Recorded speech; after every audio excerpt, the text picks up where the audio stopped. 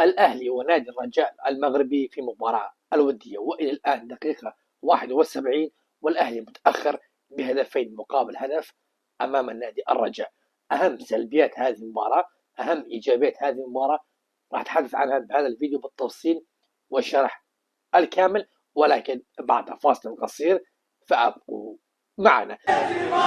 وخلفك نمضي صباح المساء لنبقى مجيدا وصبرا وعيدا وصرحا فريدا يا طارق. السلام عليكم ورحمة الله وبركاته، عشاق ومحبي وجماهير نادي الأهلي السعودي، الأهلي الملكي سفير الوطن. بتمنى منكم يا أخوان الملوك فضلا وليس أمرا ما تنسون ضغط على زر اللايك وبتعملوا اشتراك بالقناة.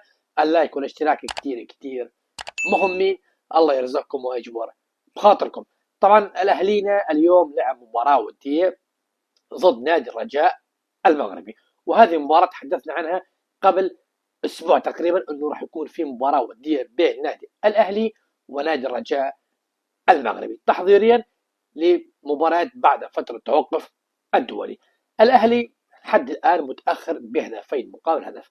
بصراحة يا أخواني أنا ما يعني نزلت هالفيديو هذا حتى أتحدث عن كلام كتير كتير مهم. يعني خسارة الأهلي عادية بهذه المباراة، خسارة الأهلي بهذه المباراة تعتبر مباراة ودية، لا متقدم ولا تتأخر. المهم أنه اللاعبين رجعوا بلعبوا مباراة، رجعت لياقتهم، يعني رجعت الروح من جديد إلى نادي الأهلي. فما بتوقع حتى لو أهلي خسر أن أرى أو أشاهد بعض الجماهير الأهلاويين بينزعجوا وبينقهروا على هذه المباراة. يا عزيزي هذه المباراة ليست في الروشن ولا في بطولة محلية ولا في بطولة خارجية. الغرض والشيء المهم منه أنه رجعوا بالأهلي من جديد، شاهدنا لاعبين من جديد، استمتعنا شوي. يعني وقت نشاهد رؤية الأهلي فنستمتع ونحس بالإثارة والمتعة والتشويق. ماتيا سيسلا دخل هذه المباراة بتشكيلة نوعا ما متغيرة، أعطى فرصة لبعض اللاعبين بالشوط الأول. في حراسة المرمى عبد الله العبده، قلوب الدفاع روجر إيبانيز ومريح ديميرال. يمين كان زين، وعلى يسار ماثيو دامس. كخط الوسط أتنغانا زياد الجهني بالإضافة إلى إنزو ميلوت. خط الهجوم على يمين كونسلافيس وعلى يسار جالينيو، وكان مهاجم رأس حربة إيفان توني. شاهدنا رياض محرز على دكة البدلاء، فرانكيسي غير موجود، مجرشي غير موجود، هو ساوي بالشوط الثاني نزل. يعني إعطاء فرصة للاعبين حتى بيكونوا جاهزين وبيثبتوا حالهم للمدرب. الأهلي سجل الهدف الأول عن طريق إنزو ميلوت بعد مجهود أكثر من رائع، مجهود أكثر من رائع. أهداف الرجاء كانت من أخطاء حارس المرمى، وقت بتحدث وبقول أن الحارس هو نصف الفريق. نعم، هل رأيتم أهداف الرجاء اليوم؟ الحارس هو بيتحمل الهدفين. الهدف الأول من ركلة حرة مباشرة ما كانت ذكية، ما كانت قوية، كانت بكل سهولة كان بإمكان الحارس بكل سهولة أن يمسك الكرة وبيعمل هجمة منظمة. والهدف الثاني أيضا يعني تسديدة من بعيد، الحارس ما بعرف وين كان عم بفكر، يعني تحس انه حارس كان بفكر بشيء ثاني ما كان موجود بالمباراة. فيعطيك العافية يا حارس، ما قصرت يا عبد الله، يعطيك العافية. يعني لعبت، فهي أول مباراة وآخر مباراة لإلك. فهناك مباراة أخرى، هناك مباراة أخرى لنادي الأهلي إن شاء الله بعد هذه المباراة.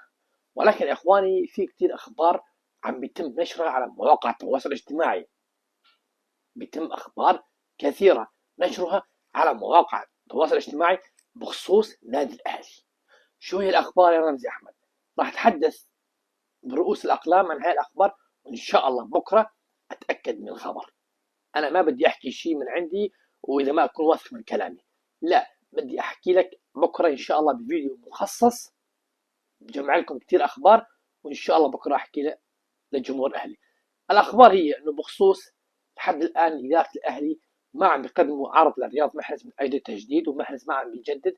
فأيضا راح بكرة أعطيكم تفصيل كامل وشو راح يصير، وهل محرز راح يجدد، وهل إدارة الأهلي راح يقدمون عرض أو لا. أيضا الموضوع الثاني اللي راح نتحدث عنه بكرة هو بخصوص تأجيل مباراة الأهلي والهلال في نصف النهائي.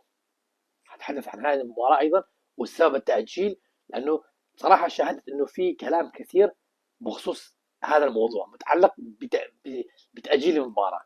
أيضا أشرحها وأعطي تفصيل كامل للجمهور الأهلي. وأيضا في خبر آخر أنه إدارة الأهلي عم يتفاوضون مع مهاجم السيربي ومهاجم نادي الهلال السابق ونادي الريان القطري الحالي ألكسندر متروفيتش، وأيضا في لاعب آخر.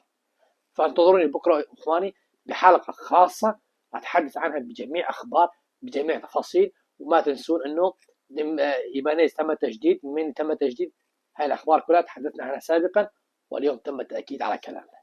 انتظروني بكرة بفيديو خرافي، فيديو أثبت لكم معنى المصداقية، معنى الحقائق. مو والله فقط بس أطلع وأتحدث وأحكي، لا، فأعطيك الحقيقة اللي أنت بتبحث عنها. وإذا عجبك الفيديو لا تنسى اللايك واشتراك. وإذا بدك تشوف الخبر بكرة بس فعل زر جرس التنبيهات مشان بس وقت أنزل المقطع والحقائق تجيك إشعار مباشرة. والسلام عليكم ورحمة الله وبركاته.